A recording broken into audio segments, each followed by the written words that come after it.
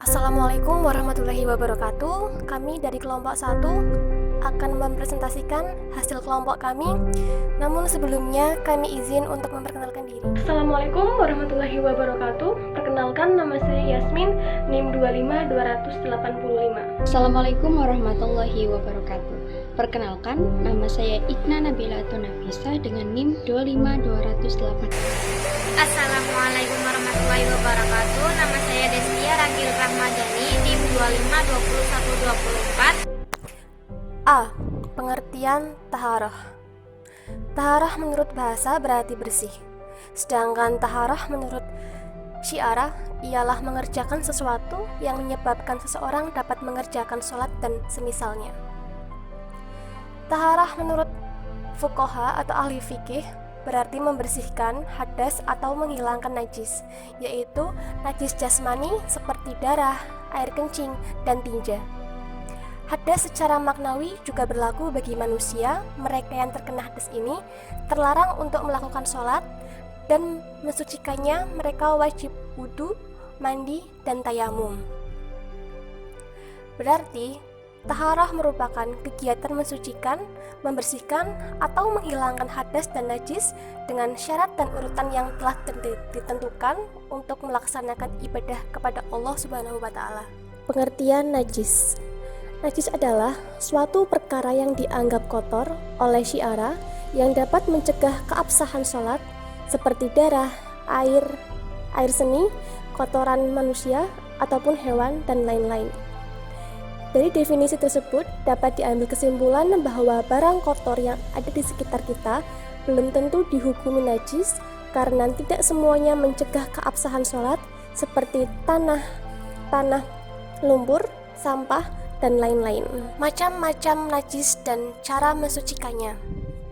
Melihat kekuatan dan sumbernya, najis dapat dibagi menjadi 3, yaitu yang pertama 1.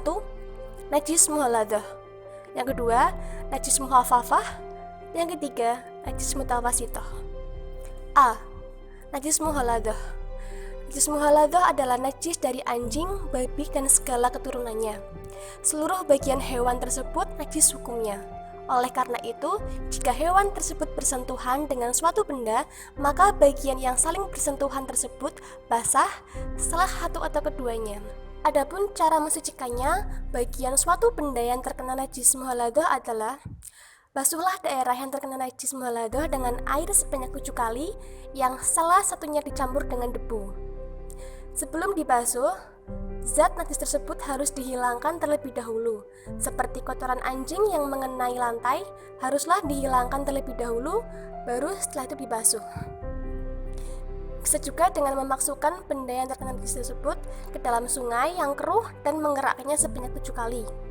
Namun, sebaiknya debu tersebut dicampur pada basuhan yang pertama. Perlu diperhatikan, membasuh benda yang terkena najis muhalladah haruslah hati-hati. Diusahakan jangan sampai percikannya mengenai benda lain di sekitarnya. Apabila sampai mengenai benda lain di sekitarnya, maka bagian yang terkena najis itu harus disucikan pula. Apabila percikan tersebut dari basuhan yang pertama, maka benda yang terkena percikan tersebut harus dibasuh sebanyak 6 kali. Apabila dari basuhan yang kedua, maka harus dibasuh sebanyak 5 kali, dan seterusnya. Basuhan untuk mensucikannya benda yang terkena percikan tersebut tidak perlu dicampur dengan debu. Apabila percikan tersebut tidak dicampur dengan debu atau sebelumnya telah dicampur dengan debu, apabila tidak demikian, maka perlu mencampurnya dengan debu. B. Najis mukhaffafah adalah najis yang berupa air seninya anak laki-laki yang belum genap umur 2 tahun dan belum pernah mengkonsumsi selain air susu ibunya dari hewan maupun tumbuhan, murni sebagai makanan pokoknya sehari-hari. Berbeda dengan air seni anak wanita yang belum genap umur 2 tahun, walaupun masih bayi dan hanya minum susu ibu, air seninya termasuk najis mutawasithah. Begitu juga air seni bayi laki-laki yang minum pokoknya susu kaleng atau bubuk, maka hukumnya najis mutawasithah karena susu tersebut sudah tidak murni lagi. Apabila anak laki-laki tersebut minum obat dalam hal untuk penyembuhan, maka hal tersebut tidak merubah status air seninya, tetap najis mukhafafah, karena obat tersebut itu diminum tidak sebagai makanan utama, tapi untuk penyembuhan. Di sini, najis mukhafafah merupakan najis yang ringan dalam menyisikannya. Caranya adalah hilangkan terlebih dahulu zat dan sifat-sifat air seni tersebut dengan cara dielap dengan semisal kain. Zat di sini seperti bau, warna, dan rasa. Selanjutnya, bersihkan air ke seluruh tempat yang terkena najis hingga betul-betul merata, walaupun tidak mengalir. Perlu diingat, tempat tersebut dapat menjadi suci apabila percikan air dapat menghilangkan zat yang tadi, bau dan bekas air seni tersebut. Apabila tidak, maka tempat tersebut belum menjadi suci dan perlu dibersihkan air kembali agar bau dan bekasnya betul-betul hilang. C. Najis mutawasito. Najis mutawasito adalah najis selain bentuk yang telah disebutkan di atas, seperti kotoran hewan, darah, bangkai, dan lain-lain. Najis kategori ini terbagi lagi menjadi dua. Satu, najis hukmiyah, dan dua, najis ainiyah. Satu, najis hukmiyah, yakni najis yang tidak terdapat zat, bau, warna, maupun rasanya. Contohnya seperti lantai yang terkena air seni kucing. Setelah lama dibiarkan, air seni tersebut mengering tanpa meninggalkan bau dan bekas. Nah, air seni kencing yang tidak berbekas itulah salah satu bentuk najis hukmiyah, walaupun tidak berbekas. Bagaimana cara menyucikannya? Cukup dengan menyiramkan air pada tempat yang terkena najis tersebut. Kedua, najis ainiyah. Najis ainiyah adalah kebalikannya dari najis hukmiyah, yaitu najis yang masih terdapat zatnya. Zat atau salah satu sifatnya seperti bau, warna, dan rasa. Contohnya banyak sekali, seperti air seni orang dewasa, darah, dan lain-lain. Sedangkan cara menyucikannya najis ainiyah ini adalah dengan menghilangkan zat-zat tersebut, baik dari bau, warna, dan rasanya. Apabila bau atau warna sulit untuk dihilangkan dengan cara dikerok, digosok, bahkan dikasih sabun sekalipun tidak hilang dari zat-zat tersebut, maka hukumnya dimakfu, diampuni atau diperbolehkan. Berbeda apabila yang tersisa adalah rasanya, maka tempat tersebut tetap dihukumi najis. Contoh, setelah tempat yang terkena najis tersebut dibersihkan dengan cara di atas, dikerok, digosok, maupun diberi sabun sekalipun, lalu dia merasa yakin bahwa rasa najis sudah tidak ada, boleh baginya menjilat tempat tersebut dengan jari misalkan. Apabila dia masih merasakan rasa najisnya, maka tempat tersebut belum dianggap suci. Begitu pula apabila bau serta warnanya tidak dapat atau sulit dihilangkan, maka tempat tersebut belum dianggap suci.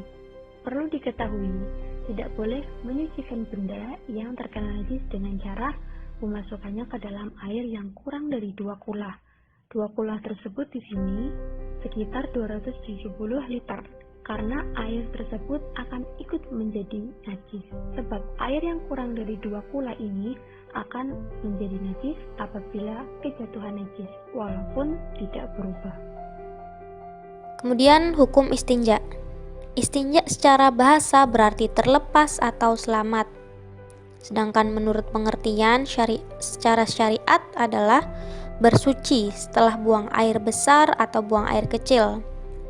Secara lengkapnya, istinja adalah menghilangkan suatu yang keluar dari kubul dan atau dubur dengan menggunakan air suci, lagi mensucikan, atau batu yang suci, atau benda-benda yang lain yang memiliki fungsi yang sama dengan air dan batu.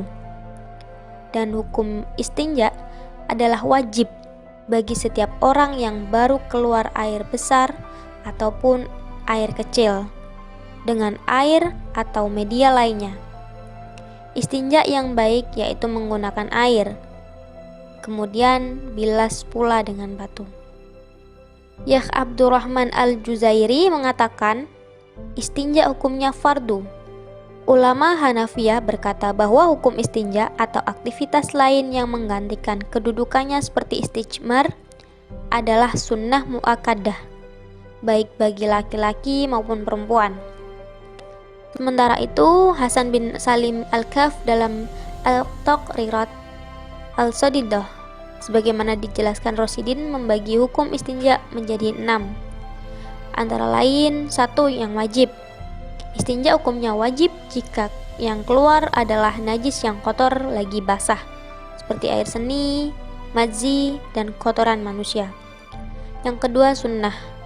Istinja hukumnya sunnah jika keluar dari najis yang tidak kotor, contohnya cacing. 3. Mubah. Jika beristinja dari keringat. Yang keempat, makruh. Istinja hukumnya makruh apabila yang keluar adalah kentut. Yang kelima, dihukumi haram. Istinja masih sah jika beristinja dengan benda hasil gosab. Namun istinja hukumnya haram dan tidak sah jika beristinja dengan benda yang dimuliakan seperti buah-buahan. Nomor 6, khilaf al-aula, yakni antara mubah dan makruh jika beristinja dengan air zam-zam. Adapun tata cara beristinja, yang pertama menggunakan air dan batu. Cara ini merupakan cara yang paling utama. Batu dapat menghilangkan bentuk fisik najis, sementara itu air yang digunakan harus suci lagi mensucikan. Air tersebut dapat menghilangkan bekas najis. Yang kedua, menggunakan air saja. Yang ketiga, menggunakan batu saja.